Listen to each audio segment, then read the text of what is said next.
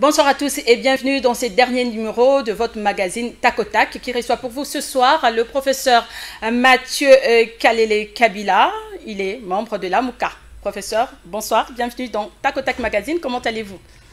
Bonsoir Nicole, je vais bien comme toi. Ça fait très longtemps, hein? Je suis vraiment très heureuse que vous soyez mon dernier invité de l'année 2020. Je ne suis pas moi. C'est ça le plus important d'ailleurs. Oui. Alors nous allons parler de l'actualité sanitaire.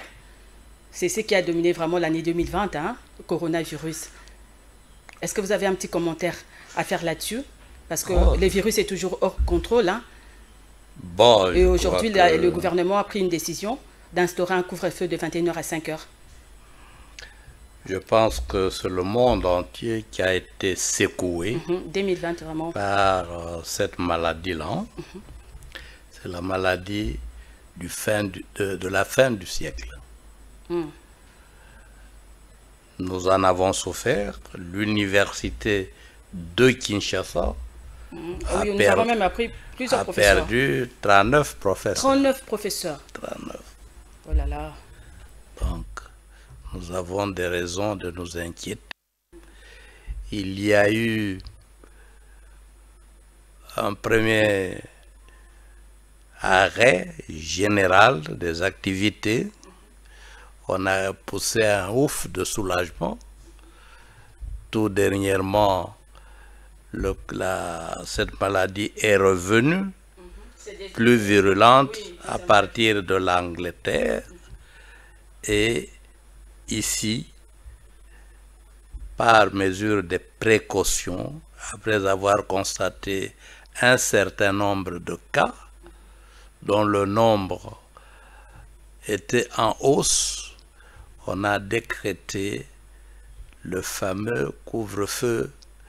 Mais il faut dire que cette fois-ci, bon, je crois que... La population demande même au gouvernement de revoir cette décision. Oui, c'est-à-dire que même le premier confinement, il n'était pas apprécié pour plusieurs raisons. Ailleurs aussi, c'était pareil. Parce que quand vous décrétez le confinement, il y a la survie des individus qui compte. Il y a la paralysie des activités économiques. Dans le premier confinement, bon, à Kinshasa ici, nous avons vu que dans des coins comme Kintambo Magasin, comme Ipen, le marché de l'Upen, comme le rond-point Ngaba, comme Kinshasa Est, etc., il était difficile qu'on observe les mesures qui étaient édictées parce que les gens devaient vivre au jour le jour. La situation économique ne s'étant pas améliorée, vous comprenez très bien que aujourd'hui, les gens ont encore difficile à rester à la maison, bien qu'on ne leur ait pas demandé de rester à la maison. Mais il y en a dont les activités commencent la nuit, vont jusqu'à 22h. Les petits vendeurs là de la rue, c'est la nuit qu'on commence à acheter. C'est normal qu'ils se plaignent.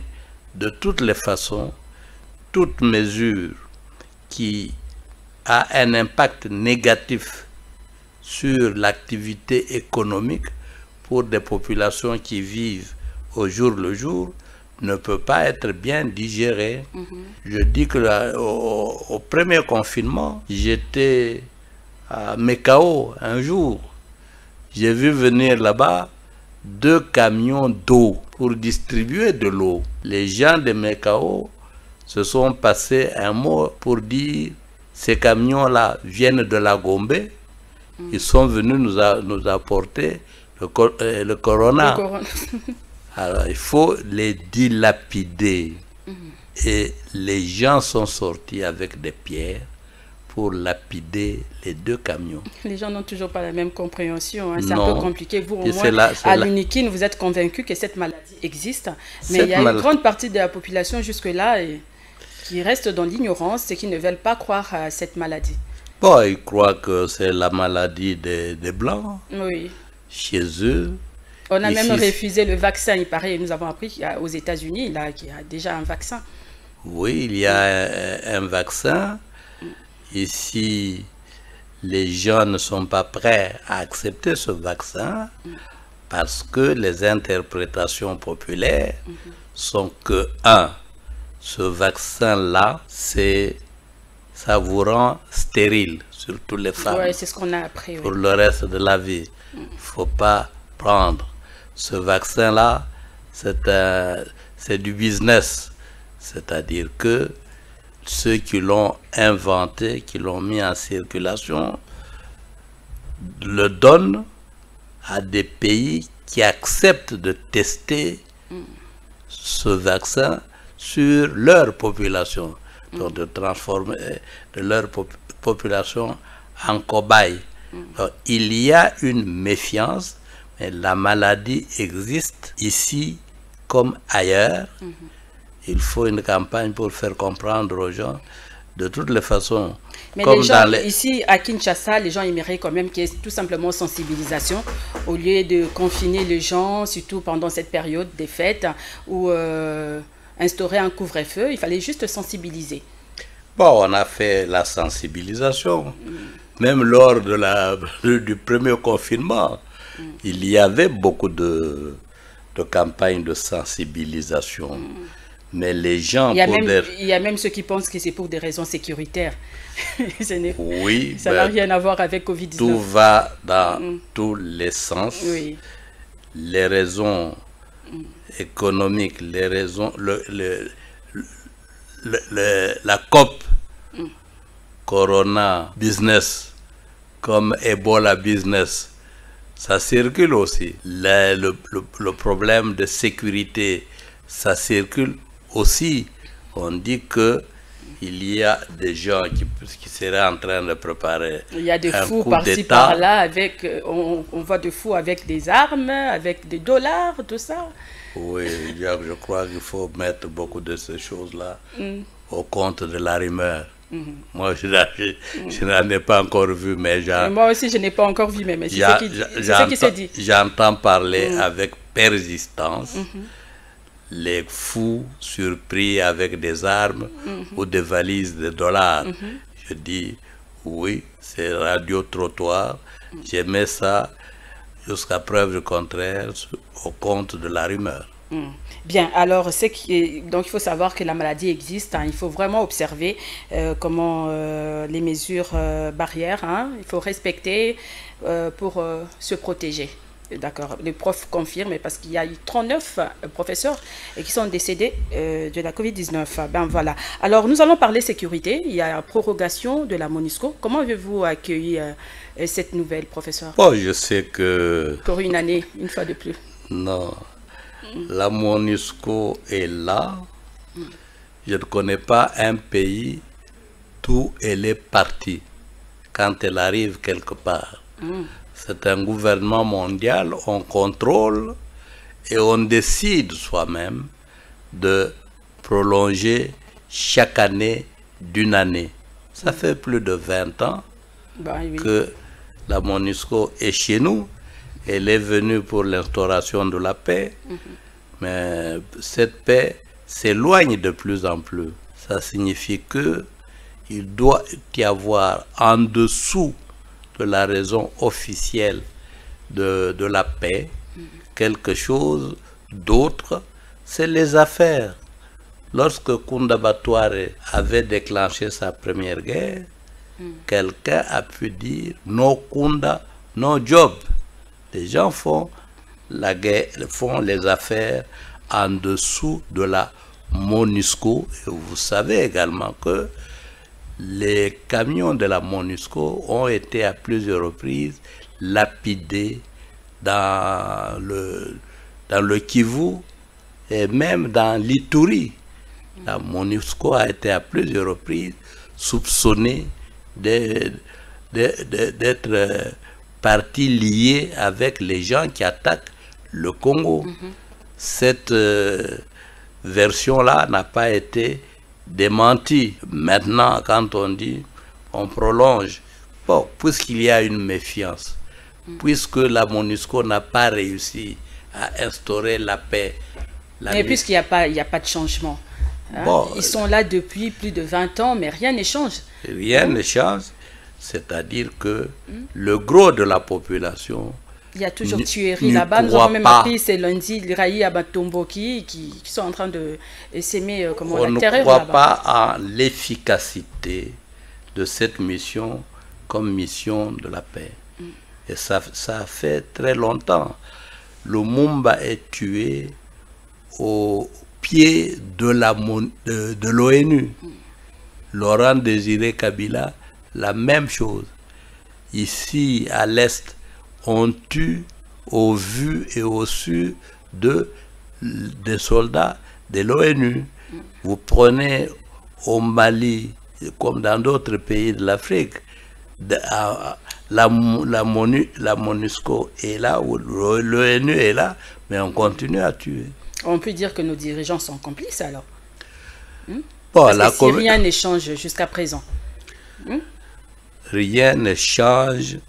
Je dis que ça doit être un problème des affaires, un problème aussi de trafic des minéraux. La MONUSCO, ici, chez nous, d'abord, son charroi automobile est assuré où? Ce n'est pas au Congo, c'est en Ouganda qu'elle fait assurer son charroi automobile. Ce charroi automobile, les pièces de rechange, le carburant et tout ça, les gens qui fournissent ces véhicules, ils font des affaires. Les gens qui fournissent le carburant, etc., ils font des affaires. Les gens qui, derrière la MONUSCO, exploitent les minéraux, surtout à l'Est, vous verrez que la MONUSCO s'est déplacée ici pour se concentrer à l'Est. Malheureusement, la concentration à l'Est est allée avec l'exacerbation de l'insécurité. Donc, il faut dire que pour l'opinion, la MONUSCO est inutile, sinon nuisible. Sinon nuisible, mais avec 18 ans de Kabila, on n'a toujours pas mis fin à cette, je ne sais pas, rébellion, agression, je ne sais pas. Et puis, il y a Fachi qui est là, Félix Tshisekedi, rien ne change toujours pendant 2 ans. On ne sait même plus rien, on ne sait même plus reprocher à Félix Tshisekedi parce qu'il dit qu'il a été bloqué, il n'a pas pu travailler pendant ces 2 ans. Donc, c'est pourquoi on a encore prolongé. Dans son dernier discours sur l'état de la nation, oui, vous avez suivi. Il a évoqué l'appui de la MONUSCO, le maintien et la continuation du travail de la MONUSCO dans le pays. Donc il n'a pas rejeté cette affaire-là. Non, il n'a pas rejeté. Mais ils doivent quand même, la MONUSCO doit quand même faire bien son travail. Parce on lui a fait de reproches, même depuis Washington, qu'elle ne faisait pas le travail qu'on attendait d'elle. Mais nous constatons qu'elle est là. Quand elle veut prolonger son mandat, chaque année, c'est d'1 année. Elle ne nous consulte pas. On subit cette mesure-là, qu'il y a eu prolongation. Mais sur le terrain, ils doivent, les responsables sur place ici, savoir qu'on n'est pas content de son travail parce qu'on n'en voit pas les résultats. Donc ils doivent partir. Bon, espérons que pendant 1 année, jusqu'en 2021, après 21, ils vont prolonger. Ils vont encore prolonger. Ah ben, bon, voilà. Vous avez suivi le discours du chef de l'État qui a rendu officiel l'Union sacrée de la nation. Comment avez-vous trouvé ces discours? Le chef de l'État a rendu officiel l'Union sacrée. C'est ça l'actualité, d'ailleurs. Oui. Nous avons suivi les 2 discours. Les 2 discours où il a mis fin à la coalition FCC Cash. C'est ce que vous voulez, la Mouka d'ailleurs. Oui, c'est-à-dire que la Mouka, comme beaucoup de Congolais, y compris au sein de l'UDPS, son propre parti, les gens ne voulaient pas de ce mariage-là, qu'on qualifiait de mariage contre nature. Contre nature. Il y est allé, peut-être pour des raisons éminemment politiques, mais les faits ont démenti ces raisons politiques. Il a dû revenir face à la réalité, c'est-à-dire que l'opinion qui était contre a eu raison du calcul politique et on a rompu. Vous avez vu que lorsqu'il annonce la rupture, que ce soit dans le premier discours à l'issue des consultations, dans le deuxième discours sur l'état de la nation, c'est les passages qui ont été le plus bruyamment applaudis. C'est-à-dire que les gens voulaient de cette rupture-là. Mais vous êtes satisfait? Dans la MOUCA consultation, on ne vous a pas vu, vous n'étiez pas venu, vous êtes catégorique, vous avez dit non. Pourquoi? D'abord, la MOUCA... Vous ne voulez pas mettre la main dans la pâte? Nous avons vu Katumbi qui est venu, Jean-Pierre Bemba, mais Martin Fayoulou, Mouzito, vous autres, tous les staffs de la MOUCA étaient absents. On n'a jamais eu une invitation pour participer aux consultations. On n'a pas eu d'invitation. Si vous avez donné l'invitation, est-ce que... On ne l'a pas eu. Il n'y a pas de si. Je constate qu'il n'y en a pas eu. Les autres qui sont partis, Bemba a dit qu'il était parti à titre personnel. L'invitation n'avait pas été lancée à son parti. Katumbi a dit la même chose. Bon, chacun est libre d'évoluer comme il pense, d'après ses convictions. Mais nous, il faut être réaliste.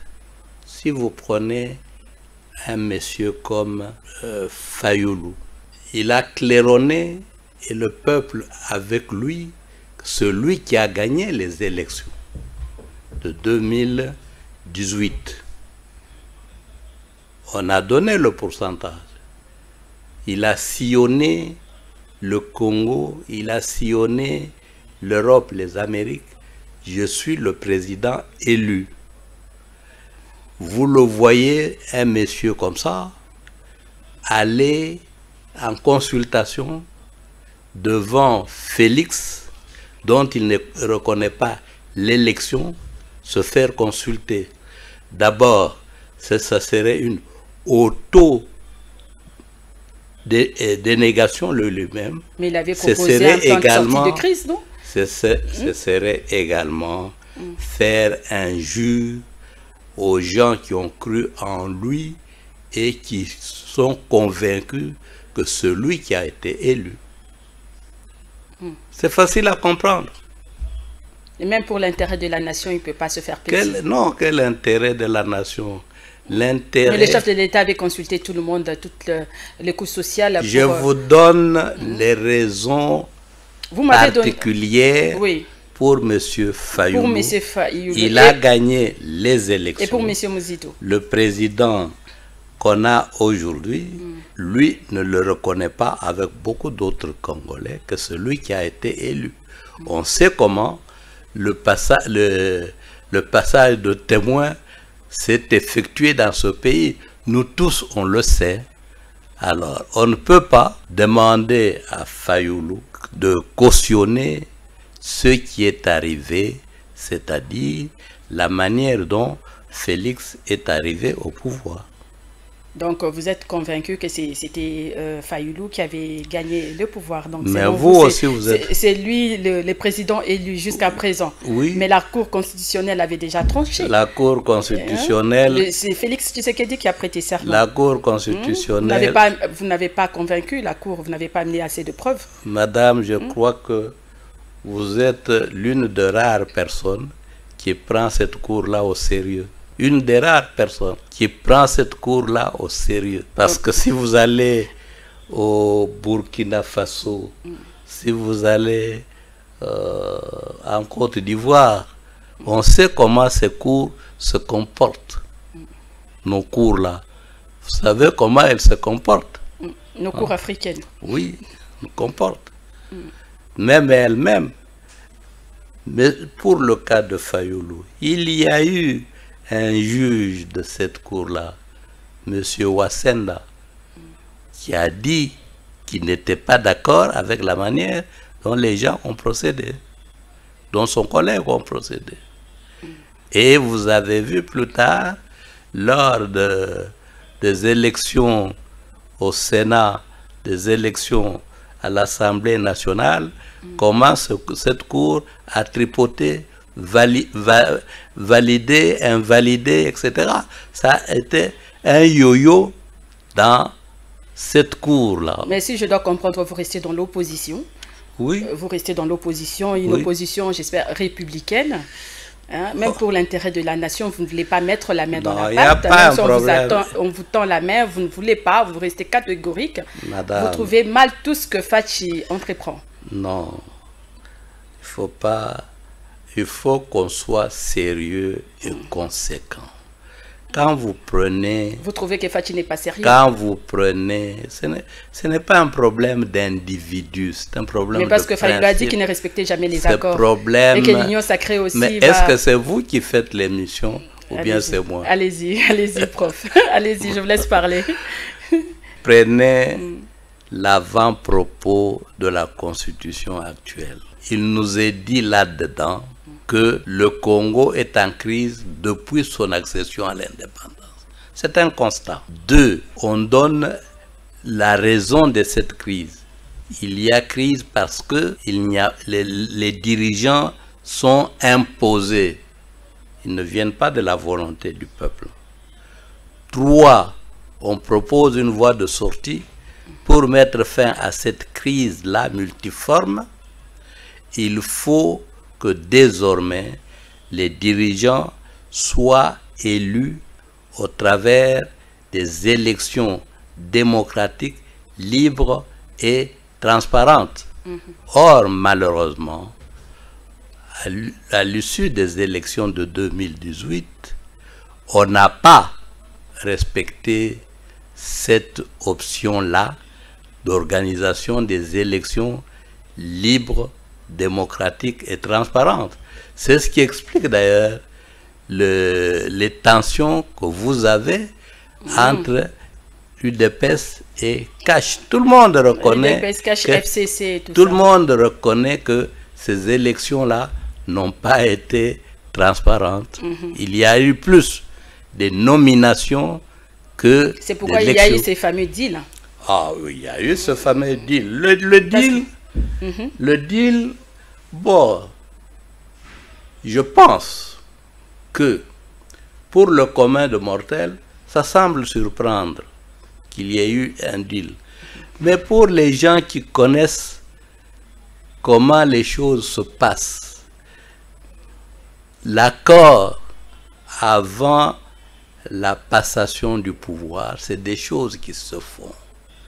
Je rappelle aux Congolais attentifs, pendant la période coloniale, chaque fois qu'il y avait tension dans les groupements pour changer de chef coutumier et qu'il y en avait deux qui se disputaient le siège, le colonisateur voyait séparément les deux. Vous, nous voulons faire de vous chef coutumier pour succéder à celui qui est mort. Voici ce que nous attendons de vous. Ça et ça et ça et ça. Celui qui disait je suis d'accord, c'est celui-là qui était investi. Nous ne sommes pas dans la période coloniale. Nous arrivons après l'indépendance avec M. Adoula. C'est la même procédure. M. Adoula, tu n'es pas populaire, tu es syndicaliste, nous voulons faire de toi le premier ministre de ce pays. Mais tu nous gênes. Tu nous gênes parce que tu es d'obédience socialiste.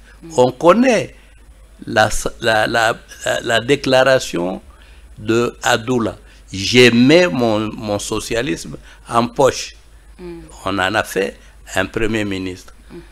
Après, vraiment, on l'a empoisonné. Vous prenez le Fonds monétaire international.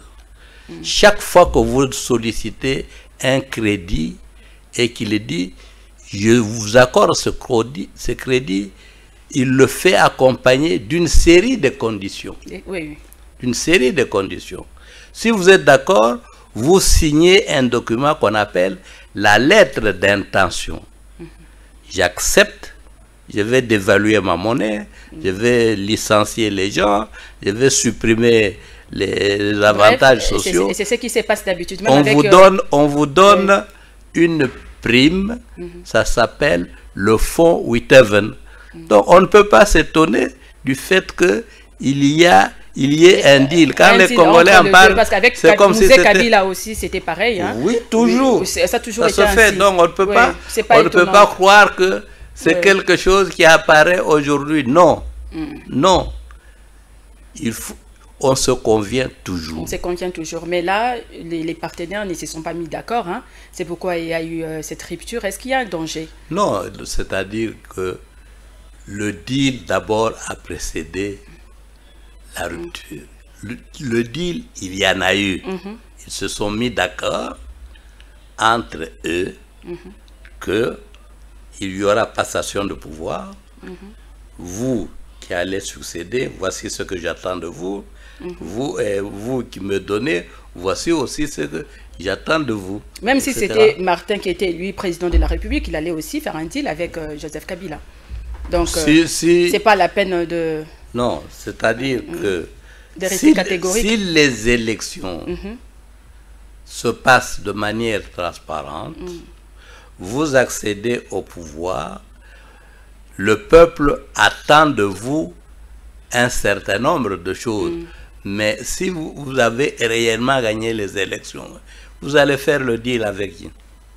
Parce que vous n'êtes pas un président nommé. Bien, dernière question, professeur. Il y a le FCC qui se divise. Hein, je crois que le président de la République a obtenu une majorité, bien que l'informateur n'a pas encore été nommé. Alors, comment trouvez-vous qui doit faire partie de ces gouvernements d'union sacrée?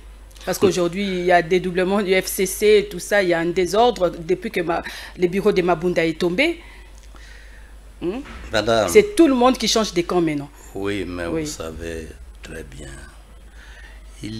En termes de regroupement, il ne faut pas avoir la mémoire courte.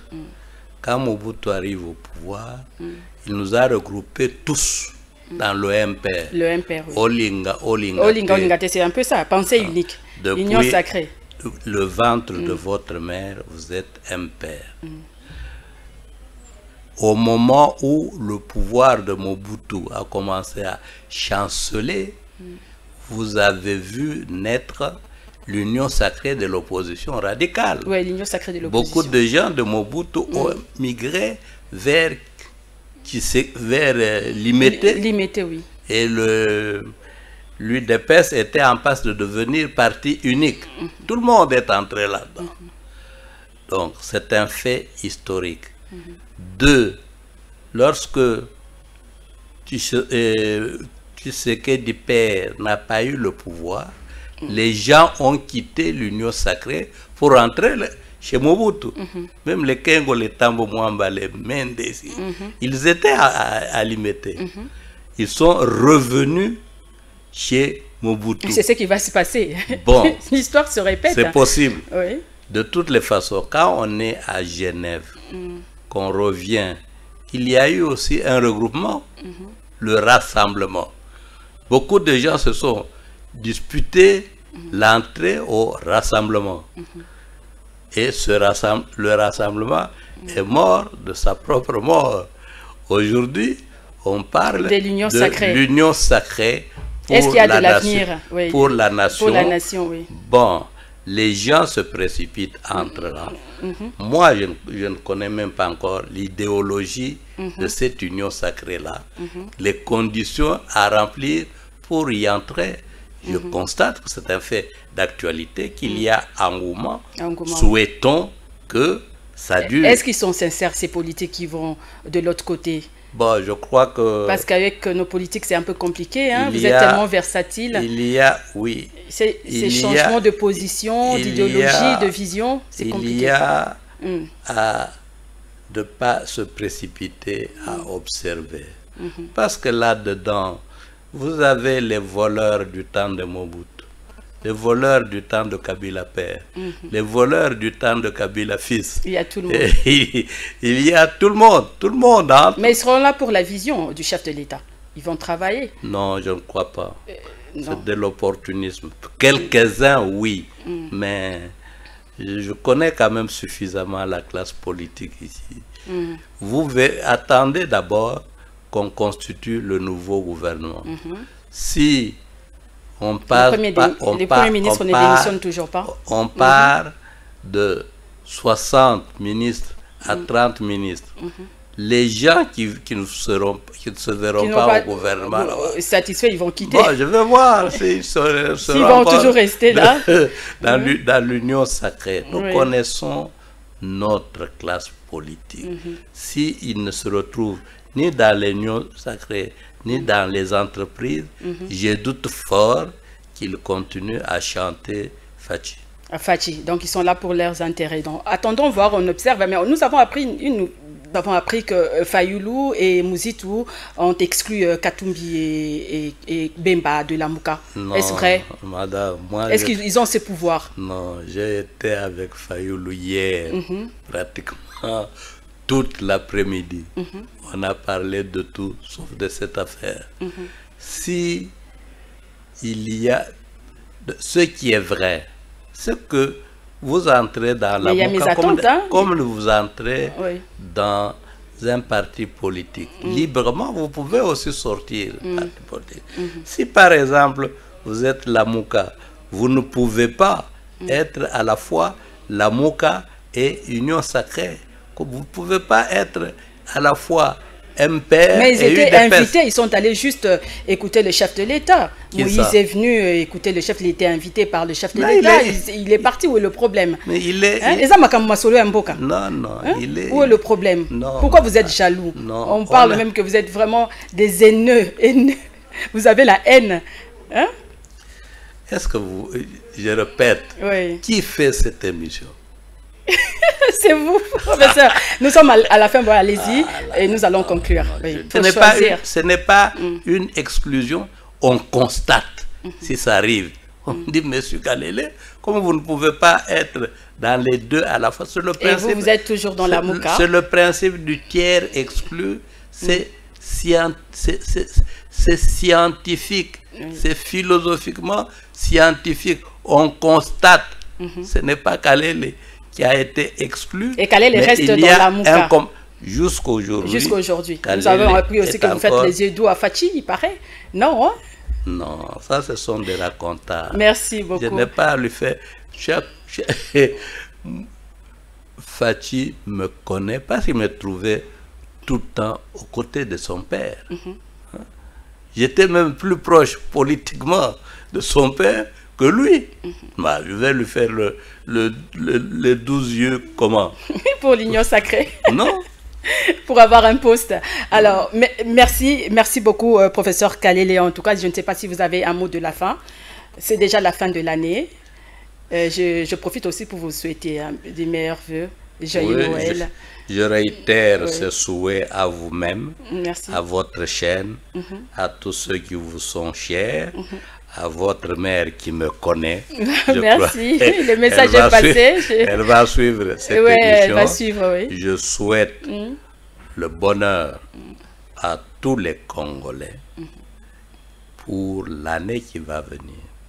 L'Afrique souffre beaucoup, le Congo souffre beaucoup. Nous devons travailler tous main dans la main pour que les années qui viennent nous apportent bonheur et que nous vivions mieux. J'insiste sur le fait que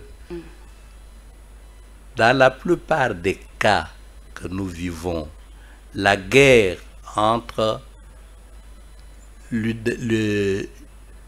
FCC, Cash, la Mouka, etc. Ce n'est pas notre guerre. Ça, c'est la guerre des blocs.